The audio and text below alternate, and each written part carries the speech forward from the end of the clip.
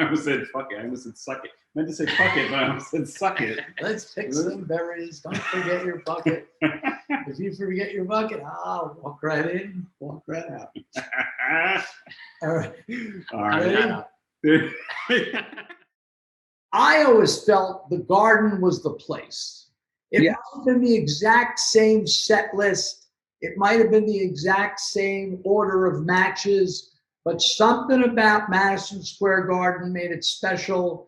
Would you care to comment on this, please?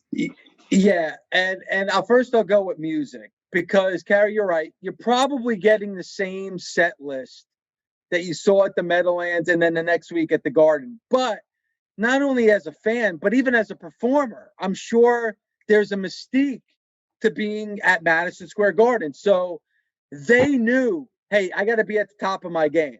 You know, you could miss some chords or you can forget some lyrics at the Meadowlands. They'll be forgiving, but they're not going to be so forgiving at Madison Square Garden. So they wanted to be at their best, and the fans expected a little bit more.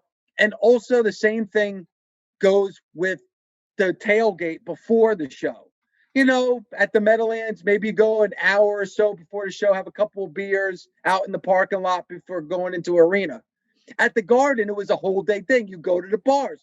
There was all bars all around Madison Square Garden. You could take your pick. So if you say you were going to see Kiss, and I'll use that as an example because it's true, go to see Kiss, every bar around the Garden would be blasting Kiss. So it would be like the concert before the concert. So everybody was hanging out, drinking, you know, listening to the music, and then you go to the actual concert. There's just something about Madison Square Garden that was just a little bit more special than going to the Meadowlands. And the same with wrestling.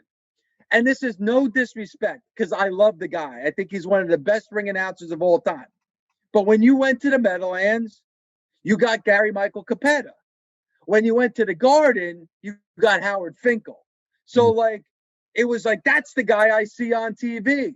Plus, you never saw championships change hands at the Meadowlands. You never saw anybody win a championship at the Meadowlands. That would always be at the Garden.